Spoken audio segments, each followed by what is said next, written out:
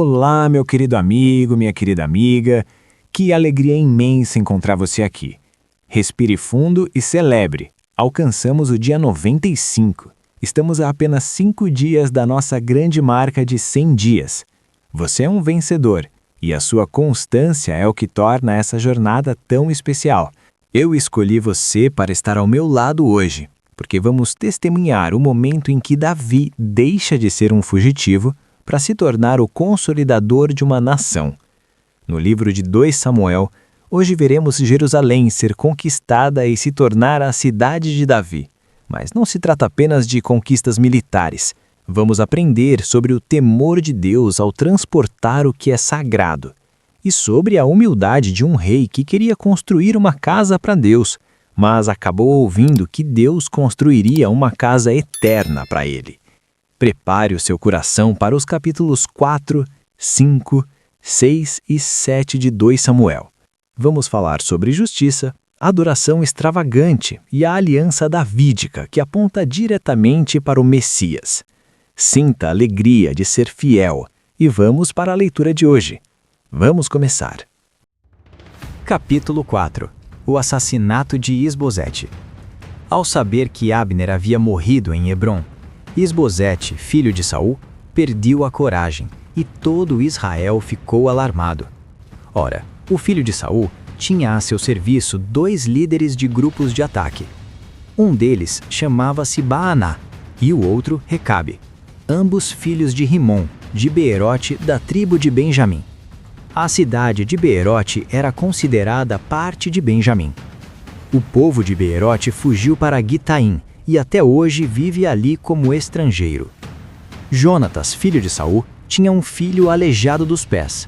Ele tinha 5 anos de idade quando chegou a notícia de Jezreel de que Saul e Jonatas haviam morrido. Sua ama o apanhou e fugiu, mas na pressa ela o deixou cair e ele ficou manco. Seu nome era Mefibosete. Aconteceu então que Recabe e Baaná, filhos de Rimom, de Beerote, foram à casa de Isbosete na hora mais quente do dia, na hora do seu descanso do meio-dia.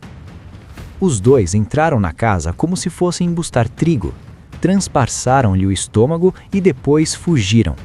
Eles haviam entrado na casa enquanto Isbosete estava deitado em seu quarto. Depois de o transpassarem e matá-lo, cortaram-lhe a cabeça e, levando-a, viajaram toda a noite pela rota da Araba. Levaram a cabeça de Isbosete a Davi em Hebrom e lhe disseram: Aqui está a cabeça de Isbosete, filho de Saul, teu inimigo que tentou tirar-te a vida. Hoje o Senhor vingou o nosso rei e senhor de Saul e de sua descendência. Davi respondeu a Recabe e a Baaná, seu irmão, filhos de Rimom de Beerote, e disse: Juro pelo nome do Senhor que me tem livrado de todas as aflições, quando um homem me disse que Saul estava morto, pensando que me trazia boa notícia, eu o agarrei e o matei em Ziglac, como recompensa pela notícia que trouxe. Muito mais agora que homens ímpios mataram um inocente em sua própria casa e em sua própria cama. Vou castigá-los e eliminá-los da face da terra, porque vocês fizeram correr o sangue dele. Então Davi deu ordem a seus soldados, e eles os mataram. Depois cortaram as mãos e os pés deles, e penduraram os corpos junto ao açude de Hebrom. Mas sepultaram a cabeça de Isbosete no túmulo de Abner, em Hebrom. Capítulo 5. Davi torna-se rei de Israel. Representantes de todas as tribos de Israel foram dizer a Davi em Hebrom: Somos sangue do teu sangue. No passado, mesmo quando Saul era rei, eras tu quem liderava Israel em suas batalhas. E o Senhor te disse: Você pastoreará Israel, o meu povo, e será o seu governante. Então todas as autoridades de Israel foram ao encontro do rei Davi em Hebrom. O rei fez um acordo com eles em Hebrom perante o Senhor, e eles ungiram Davi rei de Israel. Davi tinha 30 anos de idade quando começou a reinar e reinou durante 40 anos. Em Hebrom, reinou sobre Judá 7 anos e meio, e em Jerusalém reinou sobre todo Israel e Judá 33 anos. A conquista de Jerusalém. O rei e seus soldados marcharam para Jerusalém para atacar os jebuseus que viviam lá. e os jebuseus disseram a Davi: Você não entrará aqui, até os cegos e os aleijados podem se defender de você. Eles achavam que Davi não conseguiria entrar, mas Davi conquistou a fortaleza de Sião, que veio a ser a cidade de Davi. Naquele dia disse Davi: Quem quiser vencer os jebuseus terá que utilizar a passagem de água para chegar àqueles cegos e aleijados, inimigos de Davi. É por isso que dizem que os cegos e aleijados não entrarão no palácio. Davi passou a morar na fortaleza e chamou-a de Cidade de Davi. Construiu defesas na parte interna da cidade desde o Milo, e foi se tornando cada vez mais poderoso, pois o Senhor, o Deus dos exércitos, estava com ele. Pouco depois, Hirão, rei de Tiro, enviou a Davi uma delegação que trouxe toras de cedro e também carpinteiros e pedreiros que construíram um palácio para Davi. Então Davi teve certeza de que o Senhor o confirmara como rei de Israel e que seu reino estava prosperando por amor de Israel, o seu povo.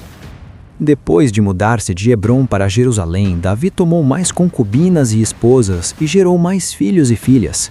Estes são os nomes dos que lhe nasceram ali: Samua, Sobabe, Natã, Salomão, Ibar, Elisua, Nefeg, Jafia, Elisama, Eliada e Elifelete.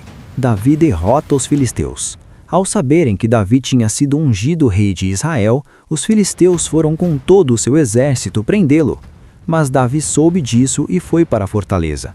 Tendo os filisteus se espalhado pelo vale de Refaim, Davi perguntou ao Senhor: Devo atacar os filisteus? Tu os entregarás nas minhas mãos? O Senhor lhe respondeu: Vá, e os entregarei nas suas mãos. Então Davi foi a Baal-Perazim e lá os derrotou, e disse: Assim como as águas de uma enchente causam destruição, pelas minhas mãos o Senhor destruiu os meus inimigos diante de mim. Então aquele lugar passou a ser chamado Baal-Perazim. Como os filisteus haviam abandonado seus ídolos ali, Davi e seus soldados os apanharam. Mais vezes os filisteus marcharam e se espalharam pelo vale de Refaim. Então Davi consultou o Senhor de novo, que lhe respondeu: Não ataque pela frente, mas dê a volta por trás deles e ataque-os em frente das amoreiras. Assim que você ouvir um som de passos por cima das amoreiras, saia rapidamente, pois será esse o sinal de que o Senhor saiu à sua frente para ferir o exército filisteu. Davi fez como o Senhor lhe tinha ordenado, e derrotou os filisteus por todo o caminho, desde Gibeão até Gezer. Capítulo 6. A arca é levada para Jerusalém. De novo, Davi reuniu os melhores guerreiros de Israel, 30.000 ao todo. Ele e todos os que o acompanhavam partiram para Balá, em Judá, para buscar a arca de Deus, a arca sobre a qual é invocado o nome do Senhor dos Exércitos, que tem o seu trono entre os querubins acima dela. Puseram a arca de Deus num carroção novo e a levaram da casa de Abinadab, na colina. Uzá e Aiô, filhos de Abinadab, conduziam o carroção com a arca de Deus. Aiô andava na frente dela. Davi e todos os israelitas iam cantando e dançando perante o Senhor, ao som de todo tipo de instrumentos de pinho, harpas, liras, tamborins, chocalhos e símbalos. Quando chegaram à eira de Nacon, Uzá esticou o braço e segurou a arca de Deus, porque os bois haviam tropeçado. A ira do Senhor acendeu-se contra Uzá por seu ato de irreverência. Por isso Deus o feriu, e ele morreu ali mesmo, ao lado da arca. Davi ficou contrariado porque o Senhor, em sua ira, havia fulminado Uzá. Até hoje aquele lugar é chamado Perez-Uzá. Naquele dia Davi teve medo do Senhor e se perguntou: como vou conseguir levar a arca do Senhor? Por isso ele desistiu de levar a arca do Senhor para a cidade de Davi. Em vez disso, levou-a para a casa de Obed-Edom, de Gate. A arca do Senhor ficou na casa dele por 3 meses, e o Senhor o abençoou e a toda a sua família. E disseram ao rei Davi: O Senhor tem abençoado a família de Obed-Edom e tudo o que ele possui por causa da arca de Deus. Então Davi, com grande festa, foi à casa de Obed-Edom e ordenou que levassem a arca de Deus para a cidade de Davi. Quando os que carregavam a arca do Senhor davam 6 passos, ele sacrificava um boi e um novilho gordo. Davi, vestindo o colete sacerdotal de linho, foi dançando com todas as suas forças perante o Senhor, enquanto ele e todos os israelitas levavam a arca do Senhor ao som de gritos de alegria e de trombetas. Aconteceu que, entrando a arca do Senhor na cidade de Davi, Mical, filha de Saul, observava de uma janela. E ao ver o rei Davi dançando e celebrando perante o Senhor, ela o desprezou em seu coração. Eles trouxeram a arca do Senhor e a colocaram na tenda que Davi lhe havia preparado.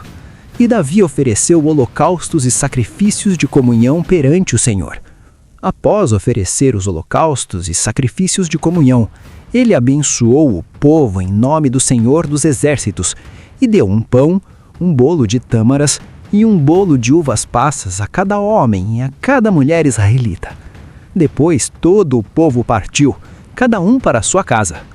Voltando Davi para casa para abençoar sua família, Mical, filha de Saul, saiu ao seu encontro e lhe disse: "Como o rei de Israel se destacou hoje, tirando o manto na frente das escravas de seus servos, como um homem vulgar."